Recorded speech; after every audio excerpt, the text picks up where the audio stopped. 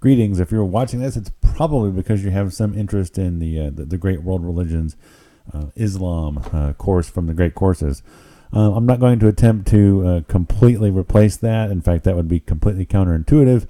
But what I will do is sort of go over my notes and observations as I've been looking at the various lectures in the course. So I encourage anybody who wants the real information or a little more detail to go look at the course. It's available online, and I'm a great fan of their work. So that's why I bothered to do this.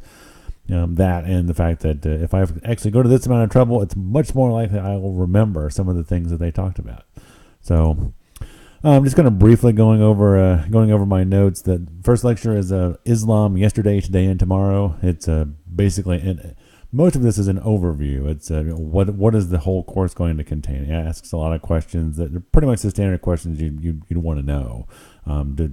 Do Muslims want to commit jihad and kill us all? Is basically I think what most Americans think of when they think of Muslims, which is really a shame. So as I said, it starts. A lot of it's just introduction, but there's some key points. Scope and practice of the religion. Second most practiced religion, and some say the fastest growing. Third most practiced in the U.S. behind Christian and Judaism. And ironically, 20. We most notably associate Islam with Arab countries, but really it's only 20% of Muslims are in Arab countries. So it's important to note that this is a much broader religion than people give it credit for, and it's got a lot more diversity and richness to offer than I think most people really want to admit. One interesting tidbit: Islam actually has its roots in the Old Testament. So if you'll recall, Abraham and Sarah in I believe it's Genesis chapter 16 couldn't have a child, so Abraham bedded his servant Hagar, and they had a child through that. That is not atypical for the time period, but as it happens, not long after, Abraham and Sarah were able to conceive a child, and of course Hagar and Ishmael were sent away because Sarah was jealous and didn't want Ishmael to reap any of the benefits of being the firstborn. So, and it is said that Ishmael and his descendants became the Muslim faith. So, in a way, the Muslims are sort of a branch of early Christianity, if you will. This is an overview. So, key similarities in both. I think I'm actually less familiar with the Christian concepts of this, but in both, the general concept is that God is seen as having given the earth as sort of a trust to mankind. Here, have this, take care of it, don't screw it up. That is one key thing that they share. And ironically, despite all the infighting between religions, but you're both worshiping the same God for everything that I can tell you. So a lot of this conflict seems to be for nothing.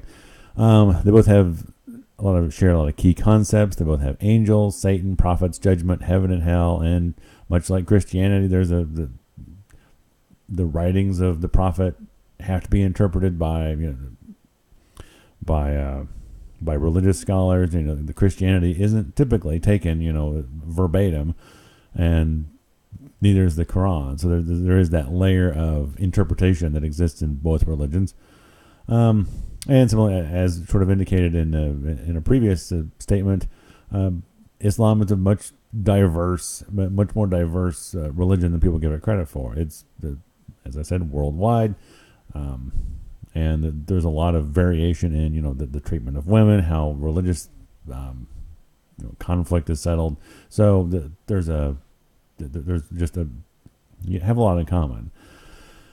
Key differences, primarily my impression of Muslims in general is that if you're a Muslim, then that is your entire soul. Christians go to church, once or twice a week. Muslims are Muslims all the time, which I have to say, I'm not a religious person myself, but if I were going to devote myself to an almighty being, I think I would do it in much more of a Muslim aspect than I would be or in a Christian aspect. If you're expected to, give yourself to an almighty being, it makes sense to do it all the time and to completely govern the way you live around that belief system, rather than just sort of doing it a couple days a week and then you go home and forget about it. I know Christians are supposed to live in a more fully bodied way around their religion, but I don't think it's as real for Christians as it is for Muslims. This statement is going to cause a lot of arguments, and so there you go. Just my observation. So, and as far as prophets go, Muslims recognize Jesus as a prophet. He's just not the prophet. So that is really the key differences, as I say in the first 30 minutes, between the two religions. So Western views on Islam, as the professor pointed out in the 60s when he was, considering studying Islam, people kind of looked at him as if, why would you do that? It's sort of a my impression was it's sort of a backwater. Now it's no longer a backwater because we pay a lot of attention to it, but at the time it was sort of lumped in with the Eastern religions and not really considered as it is an offshoot of early Christianity, not like early religious practice predating Christ. How's that?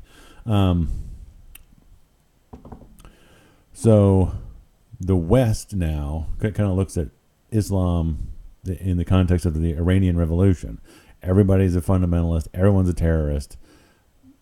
Meanwhile, on the Muslim side, they look at Christians, and they look at the sort of cliche at this point to say they look at the Crusades, but it was the Crusades. You invaded, you invaded and you took stuff, to put it very lightly, and all the way to what they now refer to as what the professor referred to as American neocolonialism. So, and you can kind of see their point. It does seem that the West in many ways is sort of at war with Islam, all the way from the fact that we tend to side with Israel on everything. And I'm a little wobbly on the history here, but there was mention of American backing of the British colonial empire when it was occupying Pakistan back in the 40s. So again, I'm a little wobbly on that, but it kind of gives you the whole picture. You can see why there might be a lot of historical conflict. So at any rate, that's the end of my basic observations here. So it is at least somewhat possible that no one will ever see this but me, as I look back on this and try to refresh my memory. But in any case, here it is. If you find it useful, that's great. If you don't, then I guess I wasted 8 minutes or whatever.